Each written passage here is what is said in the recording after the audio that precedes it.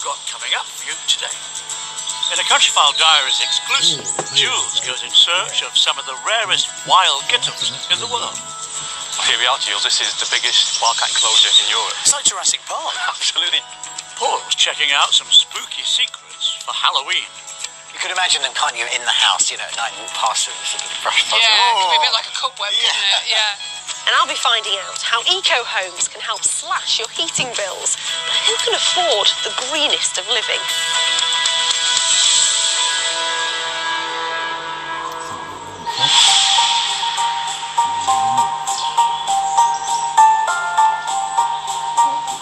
We're spending all week here in the Peak District National Park, which is the only place in England where, if you're really lucky, you might just spot a mountain hare. Like so much of Britain's wildlife, it faces ongoing threats. But it's not all bad news for our native creatures. 150 miles or so north of here, there may be a glimmer of hope for one of our most endangered animals, the wild cat. In a Countryfile Diaries exclusive, Jules is in the West Highlands of Scotland, where he's hoping to catch sight of two wildcat kittens. They're amongst the rarest youngsters in the world, and they face a real battle for survival. To put things into perspective, there are 1,000 pandas left in the wild, 3,000 tigers, and 20,000 polar bears. But according to some experts, there are fewer than 40 wildcats. So it came as something of a shock to Dr. Paul O'Donoghue, Chief Scientific Advisor for Wildcat Haven, when he was sent these photos. These 8-week-old kittens were rescued from a remote forest roadside, and Paul knew at once how special they were. The two of them, a boy and a girl, are now in his care, and I'm meeting him to find out more. All right, mate, yeah, well, hoping upon hope we won't get wet today, but I suspect we will. Typical Scottish weather. To have two of these kittens come to you at once, I mean, that's amazing. It's incredible, and they're lucky to be alive. I mean, these kittens were hours from death when we found them. Yeah. Within 12 hours, though, they transformed from being these pathetic little scraps to being ferocious little tigers, and we couldn't handle them, even with gauntlets. So I guess the key thing is that you don't want to get too familiar with them. You want to maintain that wild instinct. The wilder they are, the better chance of survival they've got. We love them, but they hate us. But, you know, we laugh about it, but that's how it should be, isn't it? Absolutely. But the biggest threat to the wildcats isn't from humans. It's from feral domestic cats. Interbreeding messes with the gene pool, which Wildcat Haven are determined to keep pure, whatever it takes. What we've done is we have a release site for these guys where we've neutered every domestic cat over 1,000 square miles.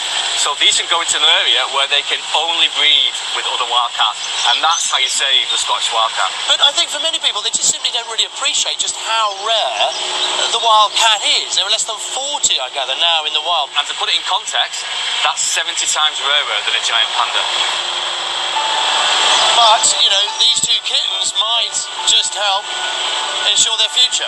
These kittens offer a lifeline for the species, and we want them back in the wild where they belong as soon as possible. That's 4 to 5 months away, so until then, they're in a special enclosure where they can roam freely.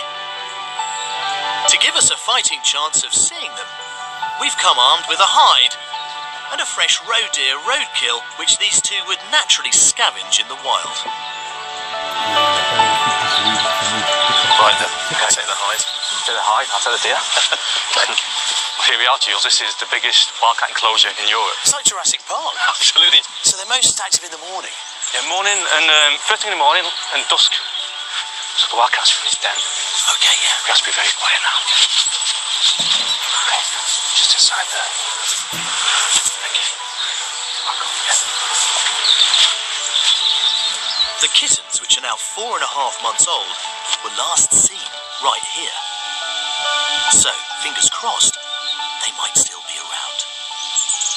So how big am I expecting to see these kittens? Well, even now, they're bigger than a domestic cat. Are they? Yeah, they've grown astonishingly quickly. Well, we're looking for them, and there's a very good chance chance that they are looking at us. I've trapped jackals, I've trapped tigers. I get the same thrill trying to see one of these. And we're sat 10 yards away from two of the rarest animals on the planet. That's the thing about genuine wildlife, isn't it? You never know. It is absolutely on their terms. We're on their turf. We're in their territory. This is not a zoo. They're here. They do what they want to do when they want to do it. Like you say, we love them, but they hate us. And they're doing a really good job of showing it because they're not coming out. And that's why they'll survive. A no-show for now, but Paul and his team monitor these kittens daily, with 8 remote cameras set up at different feeding sites and dens. The kittens look a bit like a domestic tabby, but the thick and stripy tail with a black blunt tip is the giveaway. Paul's footage is as close as I'm going to get to them today, but they are utterly adorable. And one day, they might turn into a seriously big guy, which Paul's encountered. Jules, I'm going to show you now footage of one of the biggest wildcats anyone's ever seen, the Clash and Darrow beast. Wow! You're the scale of him! This is what I'm going to tell you. Compared to that log. But Any idea how old he'd be? he's certainly fully grown, fully mature. I'm guessing maybe between 5 and 8 years old. That is the biggest free-living cat in the UK. But is he surrounded by a bigger population, or is he in isolation? Absolutely. He's got 13 other wildcats around him, at least, in the Clash and Darrow forest. But that is a third of the entire global population. It's more than that, so it's priceless. You cannot put a value on it. It's the most valuable breeding population of Scottish wildcats left in existence. This lad might be a beast at 4 feet, but his future is under threat, along with the other 13 wildcats in Clash and Darrow. Plans to extend a wind farm could destroy their habitat and push them to the brink of extinction.